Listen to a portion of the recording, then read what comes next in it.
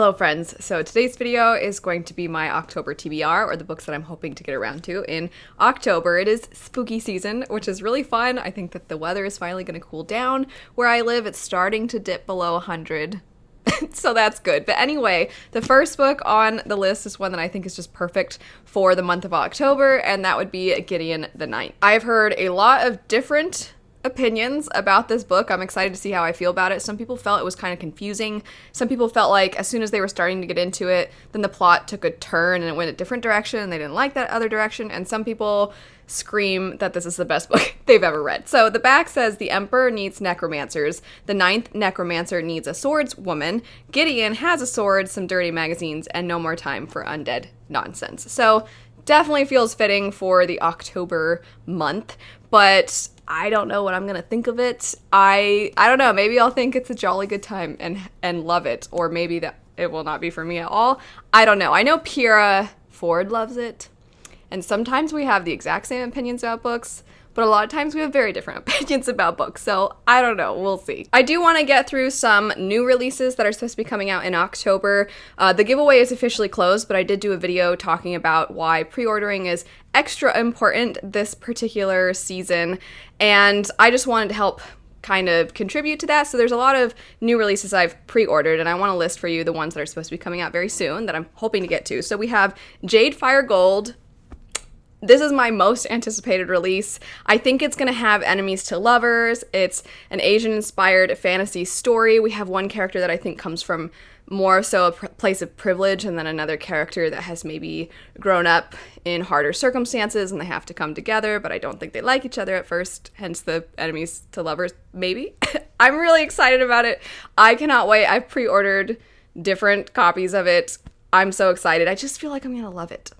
Anyway, so we have that one. Then we have Vespertine by Margaret Rogerson, which is a new story of hers. She wrote An Enchantment of Ravens and Sorcery of Thorns. I enjoyed both of those. They're both quite different from one another, but this seems like such a perfect release for October, and definitely a good one to pick up because I think it also has to do with bone magic or the undead or things like that. So definitely seems like it's very fitting for October, but either way, Enchantment of Ravens and Sorcery of Thorns are very different from one another. One is this very cutesy Enchantment of Ravens. It's very cutesy, romance heavy, but very, very sweet story with very pretty writing. And then Sorcery of Thorns it's very kind of classic YA feeling, and it leans a little bit young, but you just have this character that she wants to protect these magical books, but then they think that she unleashed something from one of these magical books, and now she's kind of on the run, and she's trying to figure out who actually did these bad things, and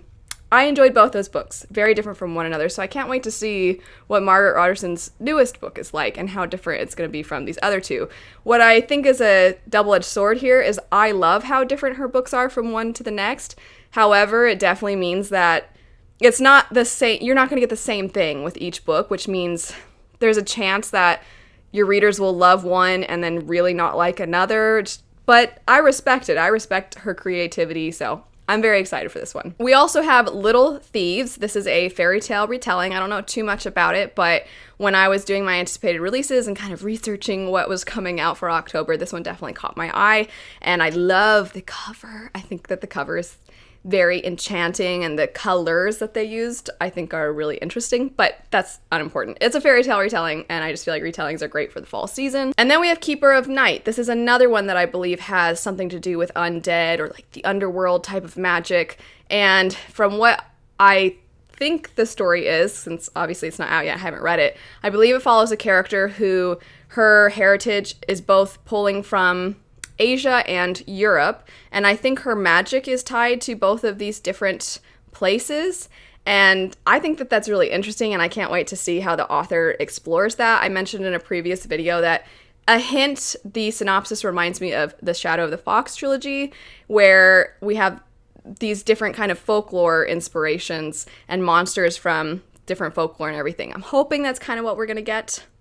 I don't know. I'm excited about all of these releases, though. Speaking of new releases, I'm also hoping to get around to Steel Striker. I kind of threw this one on there. Also, just like its previous book before this, it has a fun looking cover underneath. Not quite as good as the other one. But either way, this is the sequel to Sky Hunter by Marie Lu. I picked Sky Hunter up here recently and I enjoyed it. It was a kind of sci-fi light story and I've enjoyed so far everything I've picked up by Marie Lu. So I wanted to get around to this one, especially before I forget the things that happen in the first one. I read the first one very fast. It follows this character who, interestingly, I thought Marie Lu did a fantastic job with this. The character doesn't actually speak. She uses sign language to speak to other people, but sign language is fairly common, especially among the soldiers that our main character is a part of, because there are these almost zombie-like monsters that have very, very good hearing, and so they've learned how to try to be quiet and to communicate with each other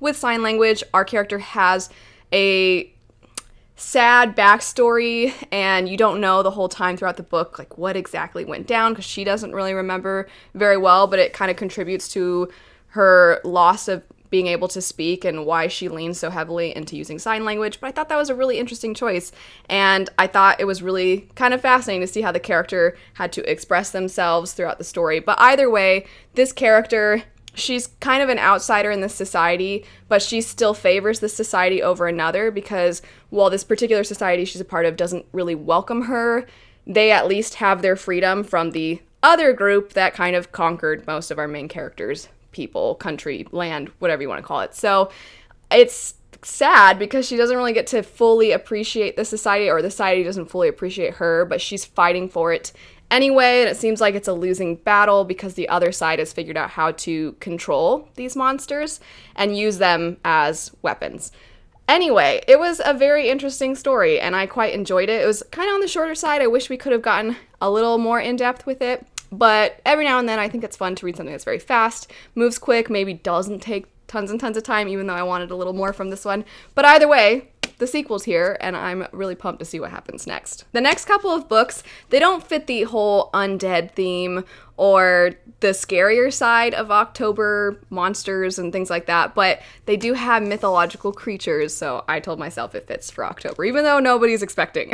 Nobody's like, excuse me, that book doesn't have witches, why are you reading it in October? But in my own mind, I like fitting things to the month. So the two books would be the Cardinals Blades and Onyx and Ivory. Both of these have some form of dragons or dragon-like creatures in them. One of them, I think the dragons are not great, and they kind of prey on people. And then we have these two characters coming together to figure out what's going on with some that I think have been attacking people.